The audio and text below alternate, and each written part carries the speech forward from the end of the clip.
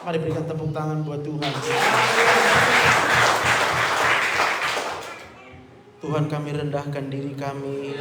Kalau pada saat ini kami masih Kau berikan kehidupan Tuhan, itu semata-mata hanya karena kasih setia Tuhan buat kami. Bukan karena kebaikan kami, bukan karena kekuatan kami, bukan karena pikiran kami.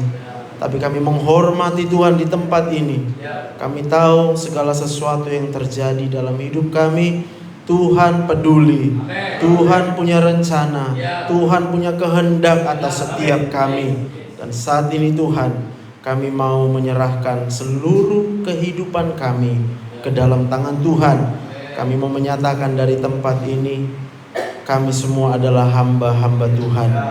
Jadilah pada kami seturut dengan kehendak-Mu. Berbicara Tuhan di tempat ini, kiranya Engkau urapi hamba-Mu yang tidak seberapa ini. Biarlah boleh menyatakan apa yang menjadi isi hati Tuhan bagi setiap kami. Di dalam nama Tuhan Yesus, semua kita yang siap diberkati Tuhan, bersama-sama kita katakan amin. Tepuk tangan dulu buat Tuhan. Mari silakan duduk Bapak Ibu yang dikasih Tuhan. Haleluya, haleluya. Selamat hari Minggu, selamat Natal. Dan selamat masih hidup. Amin. Sebab kalau kita tidak hidup, kita tidak bisa ada di tempat ini. Dan kita sadar kalau kita masih hidup itu karena Tuhan saja. Puji Tuhan, kalau hari ini saya boleh melayani di tempat ini bersama dengan bapak-bapak, abang-abang semua, dan juga kaum ibu yang boleh hadir di lapas ini. Nama saya Dr. Joseph. Saya melayani setiap hari sebagai seorang dokter. Dan apa yang saya kerjakan semuanya saya tujukan hanya buat saya melayani setiap hari sebagai seorang dokter. Dan apa yang saya kerjakan semua itu di hipotalamus namanya.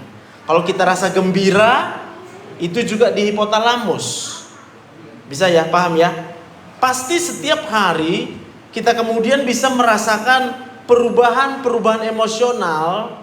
Dan di mana perubahan emosional itu seringkali itu sangat dipengaruhi oleh keadaan sekeliling kita.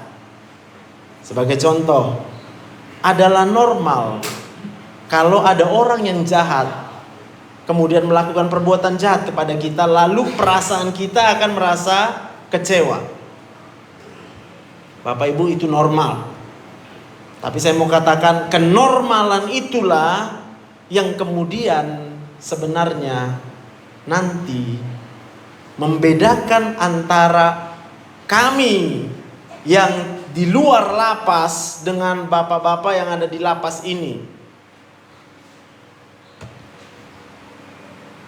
Sebab ketika saya membenci saudaraku, membenci berarti cukup di perasaan tadi.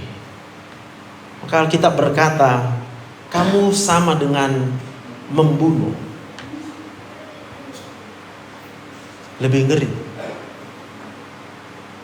Tuhan malah menyatakan buat saya di tempat ini, kamu harus lebih hati-hati lagi dengan apa yang ada di dalam hatimu.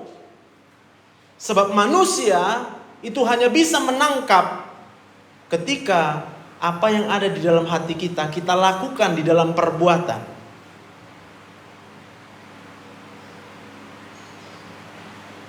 Habel dan Kain sebagai pembunuhan yang pertama. Apa Tuhan gak tahu niat daripada Kain untuk membunuh adiknya? Tuhan tahu. Tapi Tuhan gak bisa mencampuri niat. Tuhan gak bisa mencampuri hati kita. Sama dengan Adam dan Hawa. Ketika pertama kali jatuh ke dalam dosa, apa Tuhan gak tahu hati Adam, hati Hawa? Ketika sudah diberitahukan oleh Tuhan, kamu jangan sentuh buah itu. Apa Tuhan gak tahu? Apa Tuhan gak dengar? Segala pikiran, perasaan yang timbul di dalam hati Hawa dan Adam pada waktu mereka belum mengambil buah yang dilarang oleh Tuhan. Dan apa yang terjadi? Ketika manusia itu kemudian mengikutkan apa yang ada di dalam hatinya dengan perbuatan, baru bicara tentang hukum pidana. Maka ada banyak sekali pasal-pasal pidana, tapi percayalah itu pidana hanya sebatas apa yang bisa dilihat oleh indera manusia. Tapi pada kenyataannya dosa itu berbicara tentang apa yang ada di dalam hati kita. Maka pesan Natal hari ini buat kita, siapapun Bapak Ibu yang dikasih Tuhan, mungkin bagi kami yang di luar lapas, pesan ini akan begitu keras. Sebab kalau orang ada di luar lapas, tadi Tuhan ingatkan sama saya, dua kemungkinan. Yang pertama, belum ketahuan perbuatan jahatnya. Tapi kemungkinan yang lain, dan ini Tuhan lihat, adalah ketika hati daripada manusia yang ada di luar lapas itu sebenarnya menjauh dari Tuhan. Bisa katakan amin? Amin. Saya mengajak Bapak Ibu yang ada di lapas ini untuk kemudian boleh mengalami damai sejahtera selama apapun di dalam lapas ini. Mau dibuat 1 tahun, damai sejahtera. Mau dibuat 2 tahun, damai sejahtera. Bahkan kalau memang harus seumur hidupmu, hari ini firman Tuhan sebenarnya akan mengingatkan kita, mengajarkan kepada kita bahwa damai sejahtera itu harus kita alami. Sebab yang pertama, ketika orang kehilangan damai sejahtera, pada waktu itu keinginan-keinginan yang jahat itu bisa muncul. Dan itu adalah dosa di mata Tuhan. Amin. Kita yang merasa khawatir di tempat ini, gimana nanti kalau aku udah keluar? Gimana nanti aku kalau berapa lama di sini nggak bisa keluar?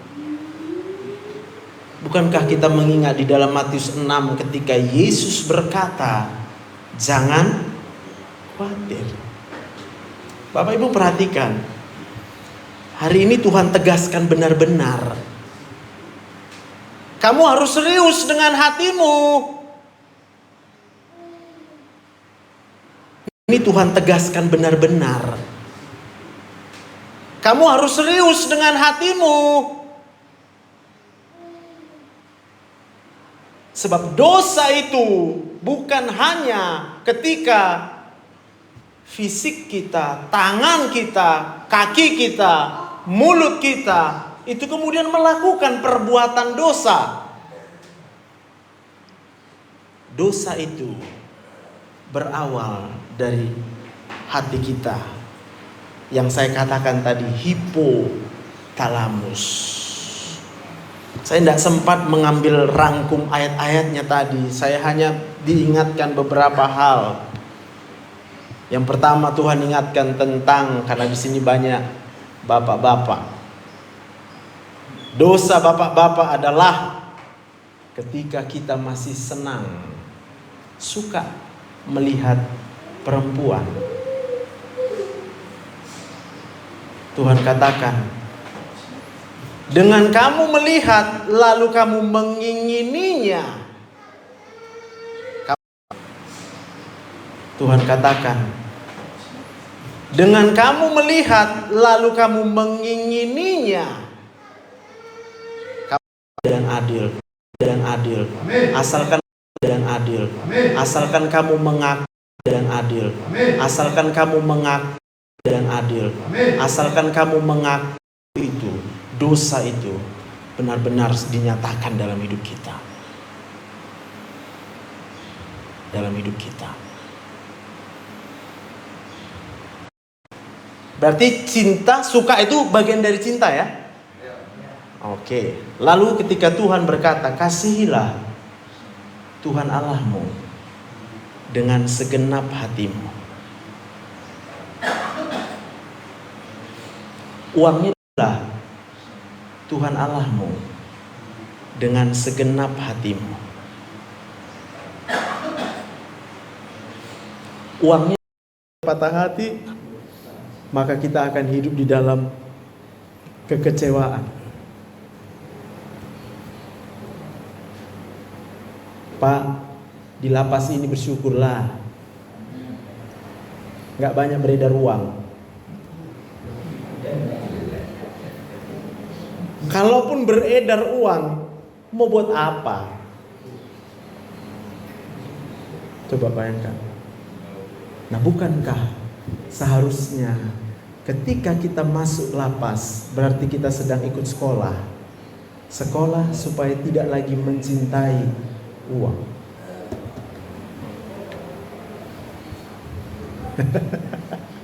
Saya bicara ini benar-benar proses dari bulan ke bulan sampai mungkin ujungnya saya harus melayani di lapas seperti ini. Saya berulang-ulang bicara tentang uang. Jangan suka uang. Sebab manusia itu akan menjalani hidupnya diarahkan kepada uang. Apa yang kita sukai itu kemudian akan kita arahkan seluruh kehidupan kita untuk ke arah itu. Bisa paham maksudnya? Dan itu bicara tentang hati. Dari mana rasa suka? Dari hati ya Pak. Hipotalamus tadi saya katakan. Maka saya tanya lagi sekali lagi, siapa yang suka uang di sini? Oh, masih ada juga. Saya mau bilang suka uang itu dosa. Hah? Ya kapan mau bertobat Bang? Iya kan? Loh, kalau kita masih hidup sekarang, pertanyaannya adalah kapan kita harus bertobat? Mau nipu Tuhan? Ntar Tuhan, belum, besok. Tapi siapa tahu kita masih hidup atau enggak besok? Ada yang tahu?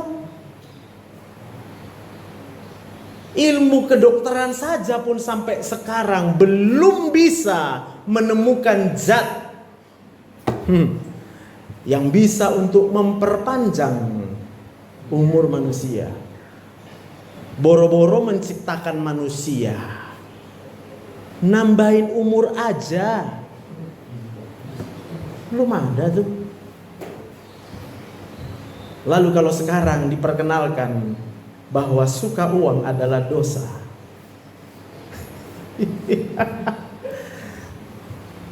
Ingat tadi, beda Bapak yang di lapas dengan kami yang di luar adalah hatinya sama-sama dosa. Tapi buat yang di lapas, Bapak Ibu ketangkap basah. Kami nggak ketangkap. Benar nggak? Nah iya, kalau aku suka uang lalu aku korupsi, aku pandai korupsi, siapa yang mau nangkap? Lah apa boleh korupsi? Bapak Ibu cuma ketangkap basah. Tapi hati kita itu Tuhan yang bisa tangkap. Amin. Kita nyanyi Immanuel, Allah yang maha hadir. Dimanapun kita, dia hadir. Tapi saya mau katakan tadi, dia gak bisa ubahkan hati gitu loh. Sebab kalau Tuhan bisa ubahkan hati, kita gak perlu belajar firman Tuhan. Buktinya hanya disuruh berubah aja kita gak mau. Yang gak mau siapa? Kita toh. Bukankah Tuhan berkata hari ini, kasihilah Tuhan Allahmu dengan segenap hatimu. Kalau aku mendefinisikan dengan ilmu kedokteran, dengan segenap hipotalamusmu. Tapi kemudian masih ada sisa di mana kita suka dengan uang. Hamba uang. Siapa mau jadi hamba uang? Gak ada yang mau ya. Tapi tahu gak arti hamba uang? Siapa nanti kalau keluar dari sini dia kerja untuk cari uang? Yes. Loh, jadi hamba uang artinya apa?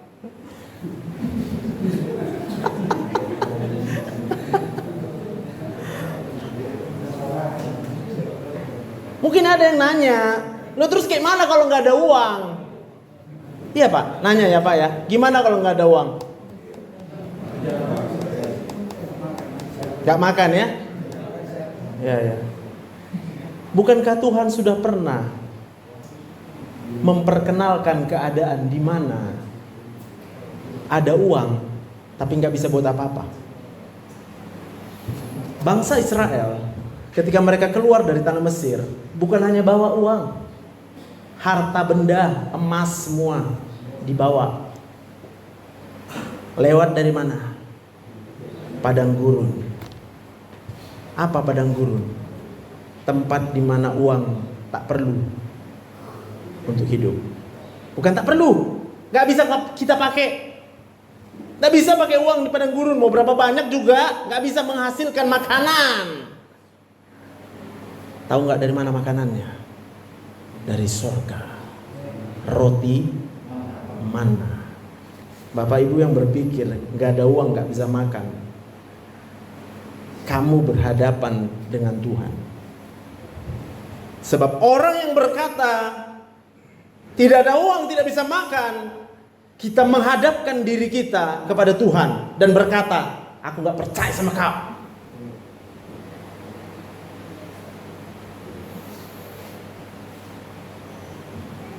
Siapa tahu ada dari kita di tempat ini, mungkin kalau diingat dulu, kenapa aku lakukan perbuatan yang membuat saya akhirnya masuk lapas? Tujuannya mulia, kayak mulia, buat makan.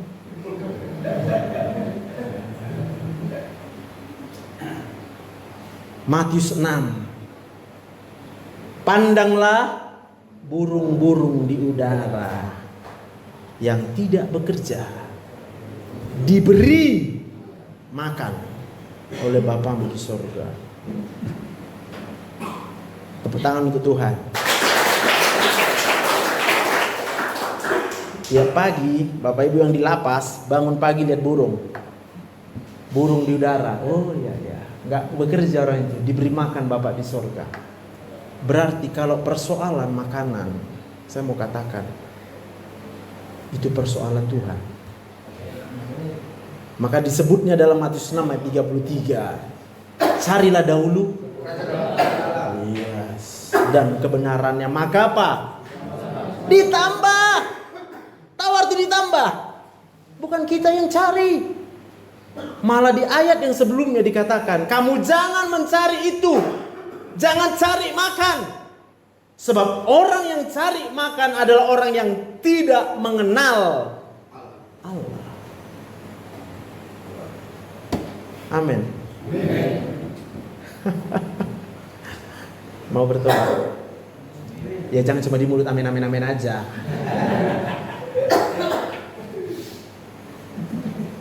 Saya mau katakan, Tuhan ingatkan ini di tahun 2023. Ketika Yesus berkata, kamu menyembah dengan segala perbuatan lahiriah, bahkan dengan mulutmu kamu menyembah Tuhan,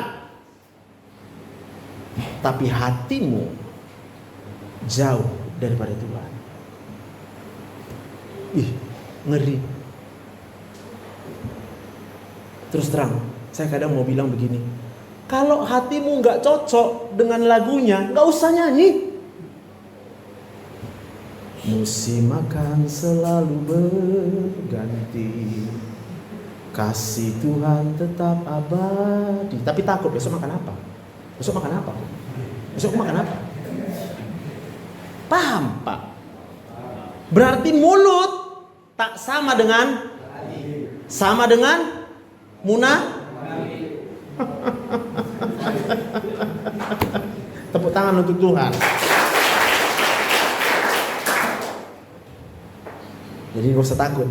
Besok kalau ada datang melayani di tempat ini, tiba-tiba kita nggak nyanyi semua, nggak apa-apa, bilang belum sama mulut kami dengan hati, Pak. Itulah makanya Pak, kami duduk di sini, Pak. Tolonglah bantu kami supaya bisa kami samakan mulut dengan hati kami, Pak. Sampai situ bisa paham. Amin. Tuhan baik. Amin.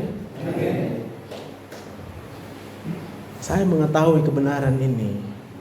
Betapa hatiku penuh dengan damai sejahtera. Aku gak takut miskin. Bahkan saya mau katakan, siapapun yang merasa kecewa karena dia miskin, ingat, hatinya itu sebenarnya mengecilkan Tuhan. Tobat. Ketika tidak ada uang, jangan cari uang. Cari dahulu kerajaan Allah dan kebenarannya. Jangan ngomong kami mau makan apa, itu ngomong sama Tuhan.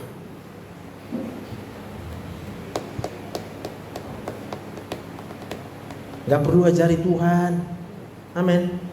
Bukankah ketika Petrus lalu kemudian melemparkan jalannya, tes. Apa yang dilakukan Tuhan? Sendiri gak sanggup narik ikan, saking banyaknya datang ikan ke jalannya. Kenapa Tuhan lakukan itu? Karena pada waktu itu Petrus mulai berpikir, udah mati Tuhan Yesus, selesai, kita tidak bisa melayani lagi. Baliklah kita lagi sama pekerjaan kita. Kayak mana kita makan nanti? Apa yang dikerjakan oleh Tuhan adalah, bagi Tuhan tidak ada yang mustahil. Selama kita hidup untuk melakukan kehendak Tuhan, kamu pasti dipelihara oleh Tuhan. Bahkan burung di udara aja nggak melakukan kehendak Tuhan dikasih makan. Kalau cuma buat makan, Pak. Tapi Tuhan tunjukkan pembedanya. Orang yang cari makan dengan orang yang cari Tuhan, bedanya jelas.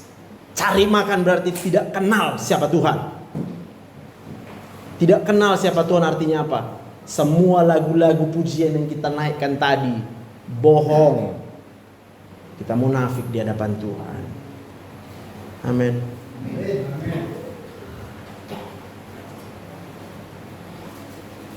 Dan Tuhan adil. Ayat yang terakhir, Lukas 6 ayat 24. Tetapi kepada kamu yang kaya, jangan pikir nanti ada yang ngomong gitu, enaklah kau. Enaklah kau. Iya kan? Kita ingat gitu kan? Nengok orang kaya kita, enaklah kau kaya. Aku apalah. Boleh gitu, boleh. Coba. Ini kita tes dulu, Pak. Boleh nggak kita ngomong gitu? Enaklah kau kaya.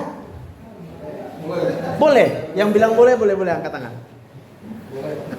Kaya harta nih, Pak. Harta dunia, Pak. Harta dunia ya. Enaklah kau kaya banyak harta duniamu gitu. Boleh ya? Oke. Ada ayatnya nggak Lukas 6 ayat 24? Oh, yang gak kenal Tuhan.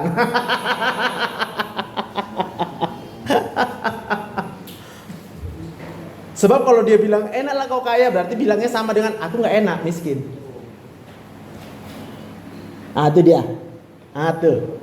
Coba baca sama-sama. 2, 3 ya. Tetapi kamu, hai kamu yang kaya, karena dalam kekayaanmu kamu telah memperoleh penghiburanmu. Paham? Itu bilangnya sama orang kaya. Jangan bilang enaklah kau.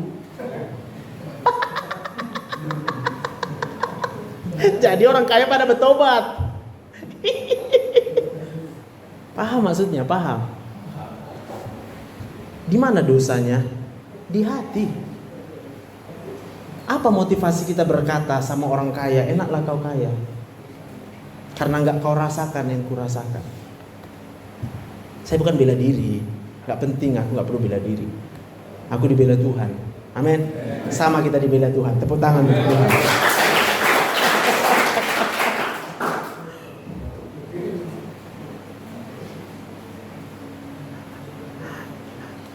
Udah bisa bersuka cita di Natal ini? Walaupun tetap di lapas. Di lapas pun harus gembira. Hati yang gembira yang pertama adalah obat yang manjur. Nehemia 8 ayat 10. Dan bergembiralah karena Tuhan.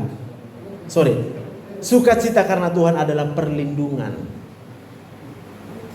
Amsal 37 ayat 4. Dan bergembiralah karena Tuhan, maka Ia akan memberikan apa saja yang diinginkan oleh hatimu.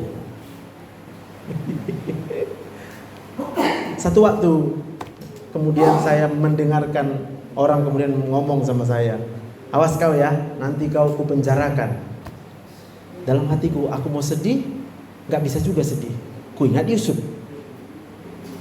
Dia sampaikan gitu sama orang. Lalu aku bilang, gini aja lah bilang, kalau nanti diancamnya aku nanti dipenjarakan, bilang, berarti kau suka ya dia kayak si Yusuf ya, siap dari penjara jadi perdana menteri. Aku ini hamba Tuhan, kita ini hamba Tuhan, tapi itu pilihan. Jadilah padaku menurut kehendak-Mu. Ingat, dosa itu bukan mesti dalam perbuatan kita, dengan tangan kita, dengan mulut kita, dari hati kita. Itu sudah dosa. Tadi kita bicara suka uang, kita bicara membenci tadi ya. Tapi yang paling utama memang uang. Sebab akar dari segala kejahatan adalah ya. Bedanya itu tadi, ada yang cuma suka aja, dikit. Tapi nanti jadi bukit. Kalau udah jadi bukit, udah jadi dah. Ah, bapak-bapak boleh ketawa itu. Itulah kan, lihat kami bilang, udah jadi bukit kemarin. Masih mau suka uang?